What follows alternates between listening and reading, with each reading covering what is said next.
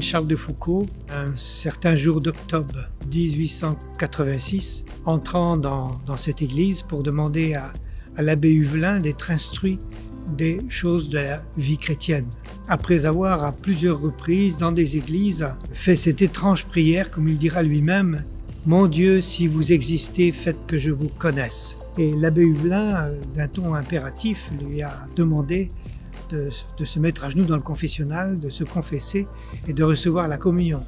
Et c'est à ce moment-là que la vie de Charles de Foucauld a complètement basculé vers une autre aventure. Il a perdu son père, sa mère, la même année, a été recueilli par son grand-père avec sa petite sœur Marie. À l'âge de 11 ans, il a dû quitter Strasbourg, sa ville de naissance. Et fait curieux, à l'âge de 13-14 ans, il a perdu la foi. Il est allé à Saint-Cyr, puis ensuite à l'école de cavalerie de Saumur, où là, il a mené une vie plutôt légère. On ne peut pas dire de débauche pour autant, mais enfin, il avait de l'argent, il avait un nom et il s'en est servi pour avoir une vie finalement très facile, très aisée. Mais il était quand même habité par une espèce de brûlure intérieure. Il écrira lui-même qu'il était comme affolé pendant ces temps-là. Chez Charles de Foucauld, on a l'impression d'être devant un homme qui veut toujours se dépasser. Il a voulu faire ce que d'autres ne réalisaient pas. Il se donne comme défi d'aller explorer cette partie du Maroc qui était tout à fait inconnue. Il va passer 11 mois à faire cette exploration du Maroc, dans une vie pleine de dangers, puisque à 2 reprises il a failli être assassiné. Il revient plein de succès en fait. Mais il ne va pas se satisfaire de ce succès et il revient sur Paris. En faisant son exploration au Maroc, il a été aussi au contact avec des musulmans et aussi avec des juifs. Donc il côtoyait des hommes qui avaient la foi et pour qui la foi donnait plein de sens à sa vie. Et il a été travaillé par cela. C'est même qu'il a lu le Coran. A-t-il été tenté de se faire musulman? Peut-être pas, mais il a été quand même attiré par la foi musulmane. À partir du moment où il s'est converti, parce qu'on peut parler de conversion en ce jour d'octobre 1886, ici dans cette église, il va chercher maintenant comment donner sa vie à Jésus. Et il va mettre une quinzaine d'années à trouver une forme d'existence dans laquelle il puisse, disons, s'inscrire. L'abbé Huvelin va l'envoyer à Nazareth, faire un pèlerinage. Et il est bouleversé par la pauvreté de ce lieu et toute sa vie va tourner autour de cette relation de Jésus à Nazareth.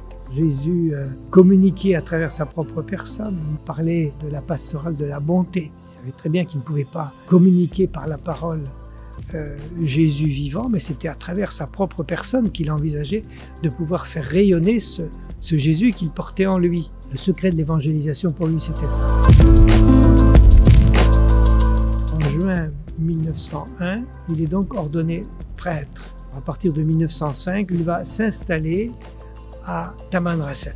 Et déjà, pendant le voyage, il essaie de s'initier à la langue touareg pour pouvoir traduire l'évangile en tamashek, pour arriver à l'édition d'un dictionnaire de 4 volumes écrits à la main qui est assez impressionnant. Alors pourquoi ce travail sur la langue? Parce qu'il veut se faire touareg parmi les touaregs. Arrive la guerre de 1914, il envisage de partir comme aumônier militaire sur le front de la guerre.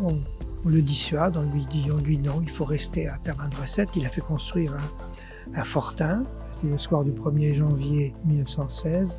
Charles de Foucauld est dans son fortin, on frappe à sa porte, c'est quelqu'un qu'il connaissait qui dit que c'est le courrier.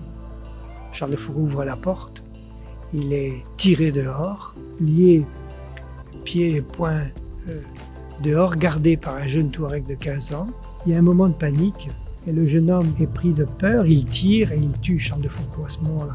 L'intention n'était pas de tuer Charles de Foucauld, mais était bien de le prendre en otage. Je crois que c'est un saint malgré lui. Il a toujours aspiré à la sainteté, mais à la suite de Jésus. Et il s'est toujours considéré indigne de sa propre vocation. Trop petit, trop faible, trop pécheur. On va reconnaître en lui une voie possible pour pouvoir témoigner de l'Évangile. Je résumerai bien la figure à travers une réflexion d'une jeune femme qui gardait le fortin de Charles de Foucault. Je lui demande un jour, elle s'appelait Rania, je lui dis Rania, est-ce que tu pourrais me dire en un mot qui était Charles de Foucault pour toi?